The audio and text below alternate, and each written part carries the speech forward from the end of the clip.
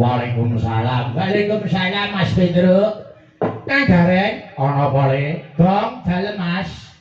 Wes mundi pangestu kersane Gusti Kang Nyipta Jagat. Dene aku karo kowe sak kanca tinimbalan Sroweng Jumujuk ana Dukuh Keraswetan 1. Nggih. Desa Keraswetan Kecamatan Geneng, Kabupaten Ngawi.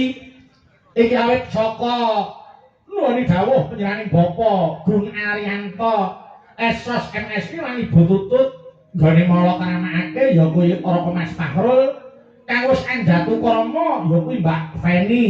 Oh iya Tru, heeh. Ya mung sekamak-kamak ya le batune kabeh muga tinemu mulya ampun wahyu jodoh saka ngersane Gusti Kang Nyipta Jagat. Sing dianti-anti iki mung dongane para pamriksa sing parang lenggah Tru. Aku karo kowe iki mung dadi serana kanggo lek-lekan derek apa kuwi tirakatan. Sakwise mengkono dongane para tamu sing disuwun pamriye ya kuwi Mas Fahrul lan Mbak Feni entuk wahyu jodoh saka ngersane Gusti Kang Nyipta Jagat nganti kaki nini ora bisa ana kang misahake. Iya bener. Nggih, Gong. Kowe karo aku wis anu melu ndonga. Mung melu ndongake sing becik. Lah ewadene sing nglakoni ya mulih kadewasane ya kuwi Mas Fahrul karo Mbak Feni. Ngono ya terus nggih. Awit ngerti ya Kang Gareng. Ana 10 pepacuh sing kudu disingkiri tumrap wong omah-omah karben ora kerep adu. 10 ki apa wae.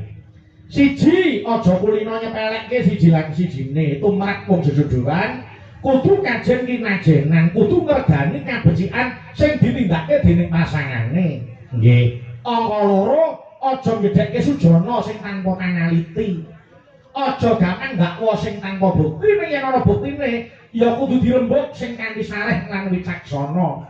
Paribasan kedung jero kena dijajaki jerone ngati sapa sing ngira. Terus sing nomor 3 apa Mas Pedro? Sing nomor 3 aja gampang nyalahke. Tegese aja golek salahe ning golek ana benere. Ora ana menungsa kok sampurna. Nggih. Sing kaping 4 aja sungkan lan aja kewuh. Wong jejodohan kuwi raga loro jiwa siji. Mula rasane aja kewuh. Leres. Sing nomor 5 apa Mas? Sing nomor 5 kudu sing apa anane. Lahir batin kudu padha. Yen iya ya ya yen ora ya ora. Nggih. Kaping 6 aja gampang muring. Samubareng sareh aja gampang nesu. Dadi wong omah-omah ki ra kena nesen ya, Tru. Kekerepen ya ora apik. Ngono. Heeh. Opane ngantek sing lanang lunga kuwi aja nganti. Oh iya. Lah nek kadetah ning omah turu ora betah krungu swara turu, mlebu kamar kunci turu.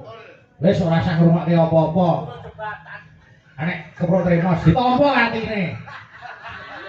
Kuwi dienggo mawas diri. Ah, ya ora to. Heeh. Terus nomor 6 apa, Nduk? Kuwi mau aja gampang nguring.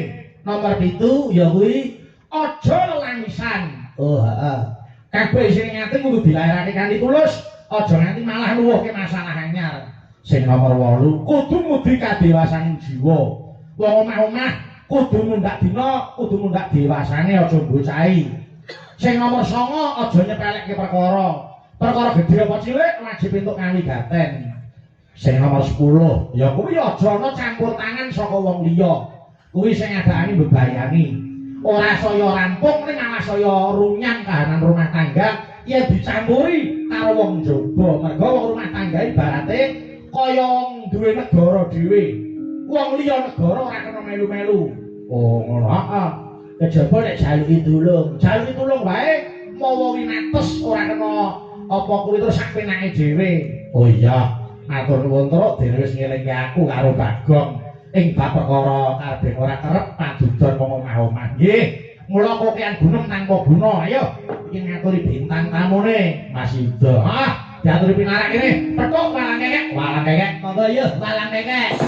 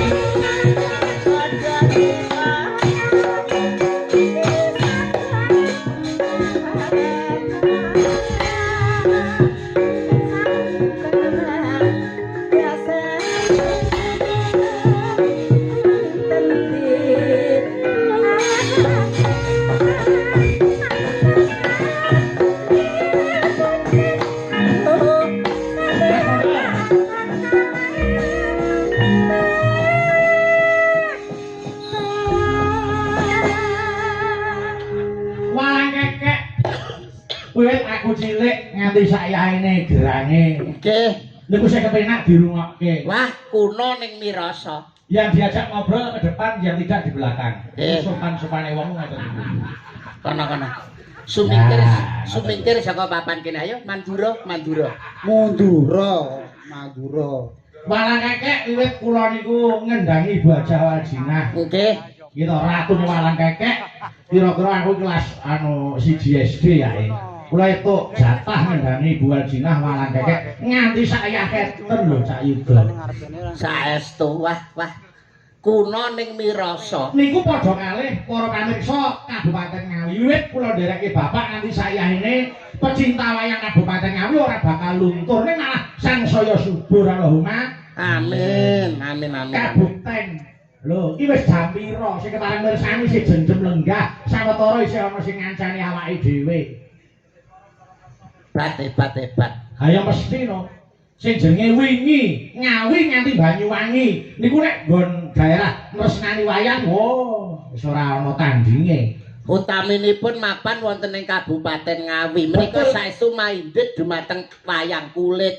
Nggih. Ora mung ngemongke nggon guyon, nggon lagon, tapi nggon lakon niku nggih digatekne saestu. Oh, estu.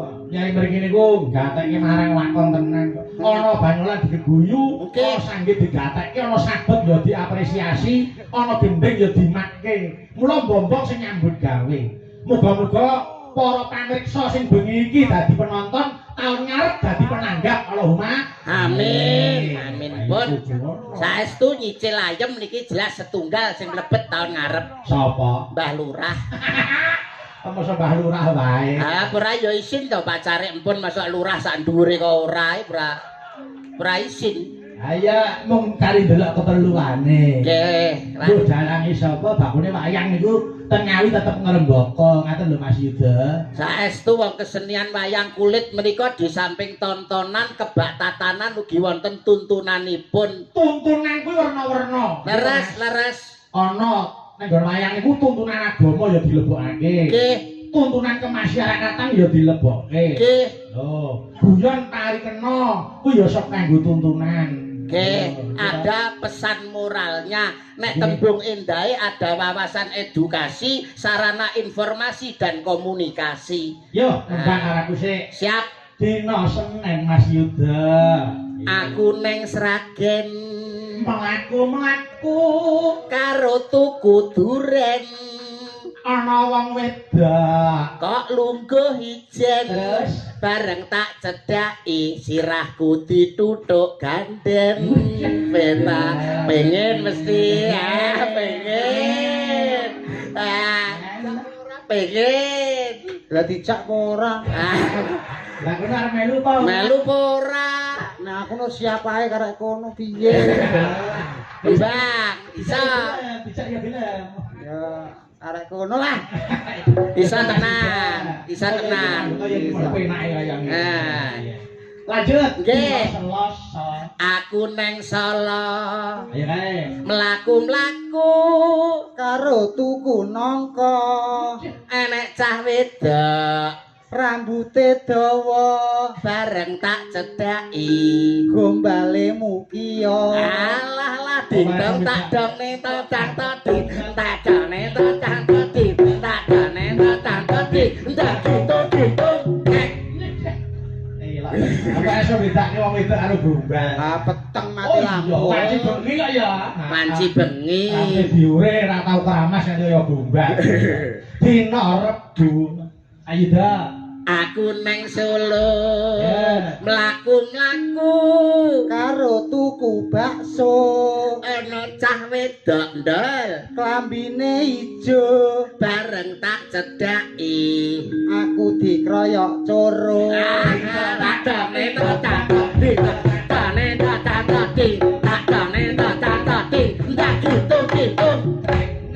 Penandel. Oh enak. Dina Kemis Mas Yuda. Aku neng Inggris mlaku-mlaku ndol Karo tuku lapis. ana cah wedok Ireng manis. bareng tak cedhaki. Kirek didik. Alah Cak Yuda. Oke, pripun nggih.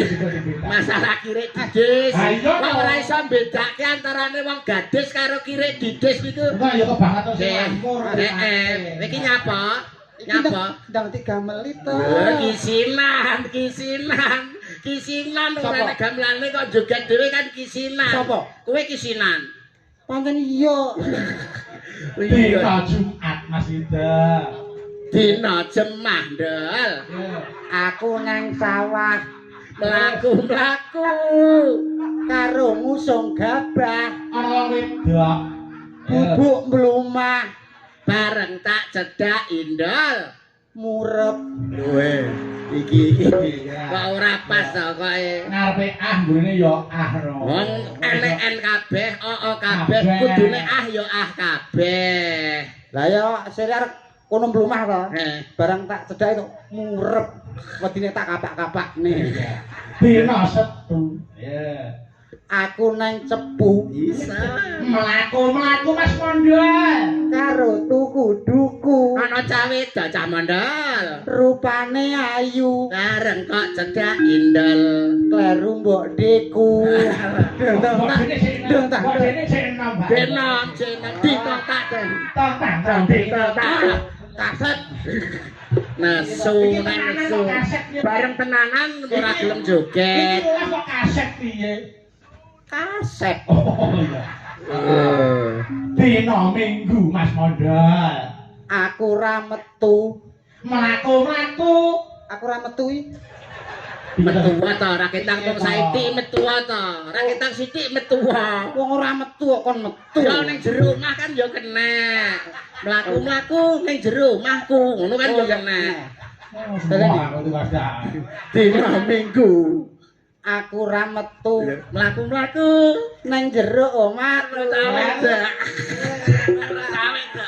rupane ayu. bareng Aku kok wedi dhewe. Ababe. Ya coba ngono. padahal bar sekatan lho ababe. Wah ning tenan aku iki Mas Mondol cerdas tenan biyen. Cerdas. Wah. Wes muga-muga panjang umur Mas Mondol tak dongake panjang umur. Amin. Ben wong sak donya mati sampeyan urip. Lah engko sing mendem sapa? Ya turu dhewe kok iso. Bubuk dhewe.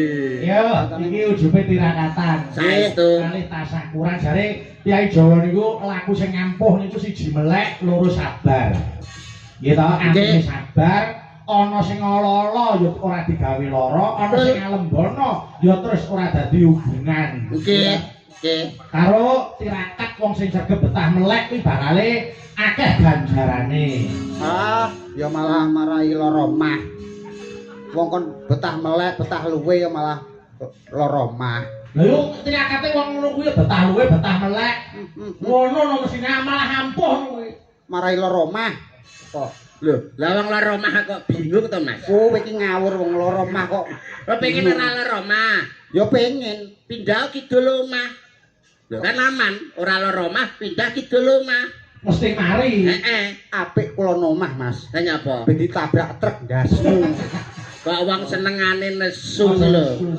Awake dhewe iki ya ora ketang dikaya ngapa ki gedhekke panuwun nang gone panjenengane Pak Carek Bu Carek. Iki wis gelem nguri-nguri kabudayan ki ateges iki apa ki ninggali anak putu termasuk sedekah rasa. Nyenengke piyai akeh ki wis sedekah rasa. Kamangka nuwun sewu dongane wong 40 kuwi padha karo dongane wali siji. Nek sing ndongake sakmene akeh wis wali pira sing ndongake karo keluargane Pak Carek lan Bu Carek. Iya. Mulane Bu Carek Pak Carek ki wis ngertos nggih Mas nggih. Ayo mesti no. Piyai niki wis paham nek sedekah rasa ki nyenengke wong akeh. Lah apa to Mas Mondol? Wong bondo ki ya mung titipan. Pangkat ku ya mung sampiran. Nyawa mung gaduhan. Lah nek ora disedekahke diweneh-wenehke karo sapa sing berhak nampa ora ya rugi awake dhewe esuk emben. Ning kene iki lho, kowe iki ketok ganteng ning pekok ya niki. Ganteng oleh pekok iya. Ya Allah Gusti paringi sabar, paringi Gamping rada ketok. Nggih. Ora patek tanggap sing. Ya Allah. Aku kok iso bingung to omongan karo kowe iki. Balen ana oleh momong. Bondo ki titipan saka pangeran Mas. Kuwi kudu disedekahke, diweneh-wenehke marang sapa sing berhak nampa. Pak Carek ki wis paham nek bondo ki titipan disedekahke, diwenehke. Sing goblok iki kowe kuwi lho. Kok iso? Bondo ki ming titipane pangeran. Dititipi wong iki kudune dirumat, diopeni ora diwewehno wong akeh. Dadi nek sak wayah-wayah Gusti Allah takon, "Do, bondo sing tak wehne kowe ke mbok endi?" Pun kula wewehno wong akeh. Hayo ijoli. Arep ijoli nganggo apa? Titipan kok. Ora paham to kowe? Wis ngene misale. Kowe titip sepeda motor bakal nggo jipuk ora? Aku titip sepeda motor nang penitipan. Ya. Ya mesti bakal tak jupuk wong aku titip. Nitip helm bakal mbok Mesti jipuk ora? tak jupuk neh wong aku titip. Padha karo kuwi. Bondo ki dititipne kowe iki kon ngopeni ora diparehno wong akeh. Engko sak wayah-wayah Gusti Allah jipuk kuwi barang ijik enek. Karek ngewehno. Gusti nyuwun ngapura wong Gusti Allah padane karo marang tuamu iki lho. Iki pangeran Gusti Allah sing gelar jagat ki maha welas maha asih tanpa pilih kasih tur meneh Gusti Allah ki maha rahman maha rahim Gusti Allah mono ora sare ngono lho. Nah, iki lho. Nek Gusti Allah sare sing wani gugah sapa? Ya ta. Wis bleset wis ngene ampreh awakmu jelas ampreh awakmu genah. Kowe iki jane paham wong sedekah apa ora? Wis ana aturane to, minimal 2,5%. Cocok. Kuwi bisa dakohke. Paham wong sedekah. Paham. Lah sing gelem sedekah kuwi oleh rahmat titik wis. Ngono ben kowe paham. Wong kok ora ngerti-ngerti sing gelem sedekah entuk rahmat. Lah, wis sedekah apa ora? Ora. Lah sing Sedekah sapa? Bojoku. berarti sing oleh rahmat bojomu. Amin ya Allah. Lah, berarti wong loro iki nyedakne aku pegatan karo bojoku. Lah kok iso ki lho? Lah arep kok ono rahmat? Aduh. Ya Allah. Anu pentil rek. Aku tak omong. Ora perkara. Oh ya Allah. Sing kulino sedekah sapa? Bojoku lho. Nah, tegese ngene lho, ora kok romak-romak wong wis entuk wahyu. Lah. Entuk wahyu. Lah, malah dikeroyok loro. Rahmat karo wahyu. Oleh nugraha. Ya malah telu. Widodo. Ya malah papat. Slamet. Limo geleput bojoku, Mas. Bojo dikeroyok 5. Bacokan bojomu ngono lho iki kok iso. Tegese rahmat iki paham rahmat ora? Lho, paham. Rahmat sapa? Rahmat bakul mie ayam. Aduh. Dudu kuwi. Rahmat ki welas asihe pangeran sing diturunke ning gone para umat para titah kuwi jenenge rahmat dul. Panggit rahmat bakul mie ayam. Wong nek Ora contoh kaya panjenengane sing kagungan kersa Pak Gunaryanto iki. nggih Pak Cari. Pak Cari. Wong iki nek kulino sedekah uripe saya bakal.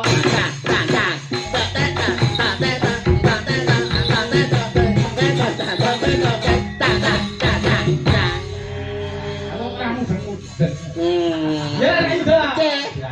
Nek gelem sedekah tegese ora roboh saya bakal.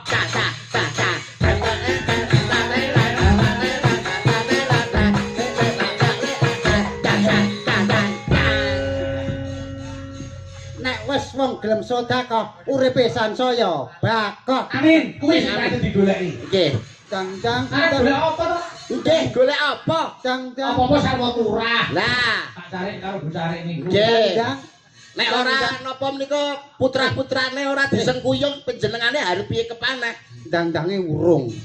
Lho karepmu piye to? Ya ban wis bakok ngono terus dang-dang. Ora, lah nyontok kaya Mas Bayu panjenengan cobi Mas Bayu sing matur Mas Bayu. Wong jenenge wong iki yo kanggo irama to. Nggih. Cari Alah. niku rak yo wis ngerti wong urip iki kudu seneng sedekah. Leres. Wong sedekah ki ora alim poso yo bakok. Cang.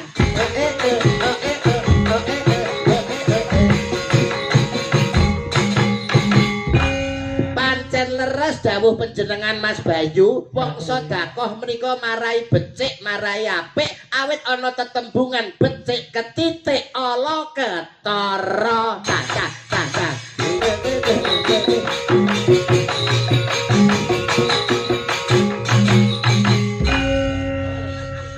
Betul. Coba kele. Betul. Wong urip nang alam donya kuwi ibarate wong mampir ngombe. Niku gawe para kiai. Betul, nggih. Sepira to suwe ning alam donya? Hah? Ibarate kaya wong mampir ngombe. Nggih. Mulane kudu ngibadah sing sakakeh-akehe ning diparane wong menungsa. Ya Kok bakale mati. jeng. Dadi ngaten. Nggih. Wong kuwi nek nganti ora disedekahke uripe bakal rekoso. Rekoso. Rekoso ning donya ora dadi ngopo, tapi nek rekoso teng mriko, bakal disiksa. Ngono lho. Dang. Wah, senengane kok mesti ngono. Dang kok yo gak diwehi. Lah wong ki sing sabar. Wis kok karo krawitan apa iso nabuh? Apa iso nabuh? Digamune kaya Nek nganti kanca-kanca mah nabuhi karo kowe, ayo isamu apa? isamu apa coba? Nyepelekke. Modele iki ya aja kaya ngono to Mas. Rempeyek ya rempeyek. Ning yo aja diremet-remet. Ngenyek ya ngenyek. Ning yo aja diremet-remet. Aja banget. Aja Ora banget. trimo ki ngapa ta? Lho. Tok ora trimo ki ngapa? Lho sampean ra ngirim kok. Lho ora kok sik. Kok sampe tak lokke apa iso nabuk sajake kok kaya wong ora trimo. Nuwun sewu Mas, nek masalah niki kula tengahi. Ayo coba mundur. Panjenengan apa mboten kulak pawarta adol pangkrungu ujare Mbok Bakul sinambiwara kondange Mas Mondol. Nggih, napa tak kondange? Gamelan Lokananta ingkang tinabuh para dewa paranggananipun para widodari. Hah? Wonten kayangan Lokananta menika nek sing nabuh mboten panjenenganipun pukulun Bathara Mondol. Wah, Napa ngatasi to Mas? Ora Napa ngatasi? Ora ngatasi wis. oh dadi sakniki derajate wis dewa. Derajate niki di atas dewa Mas. Wah, leluhur. Di atas dewa niku. Niki termasuk Maha Wiku. Dwijawara. Brengeng. Ada. Iya. Lah nek primet kanca-kanca ya apa? Kanca-kanca ya apa? Niru tok isone. Ora iso berkreasi dhewe. Tidak bisa menciptakan Kreativitas, cipta rasa karsa ya to Mas Mondol. Iya ya eh. Iya. Iya, aja nganggo yae, ku ndak ndo meneh. Heeh. Iya. Ku ndak bisa pelek. Oh, Pelek. pelek iki ngerti tabuhan, iso nabuh. Lho. Jenenge sapa? Isa. Ion. Nek sing biasane nek arep monggo katuran dumateng Bapak Lurah jengkar saking sasana Palanggan terus tuduk kae ngono sih. kendange piye tuduk Gendek. kuwi apa Mas kuwi Kuwi Matraman. Matraman iki jarak Jakarta ngono lho. Matraman iki nggo daerah. Mataraman. Oh, wis diganti wong krungu pian Matraman kok. sing biasane monggo katuran tuduk Tuling gendek. Isa Lho. Mungkin dari kira. Wah, wene ora Pak Cip ra iso. Nggih. hebat cara tabuhan liyane apa ya paham kowe Mbok takono sing angel sisan iki jenenge apa Mas iki ngono jenenge kenong. oh jenenge kenang ya isa muni Iso muni ampre muni dituthuk. paham Mas paham Sing gandul-gandul kaya apa? kae sing gandul-gandul Kayak kempal, Kempul. kempul ya isa muni bisa isane muni dituthuk. suarane Kum. paham Paham. lah kuwi sing loro kiwa tengen kuwi Kuwi kendang ya isa muni iso muni ampre muni dikeplak. suarane Dung tak deng. Enggak. bisa Kendang maneng kaya. lah kae Mas gedhi kae jejer kae apa Mas jenenge Kedemang. Demong. Demung ya isa muni iso muni ampre muni ya dituthuk. suarane Mas Ning nong.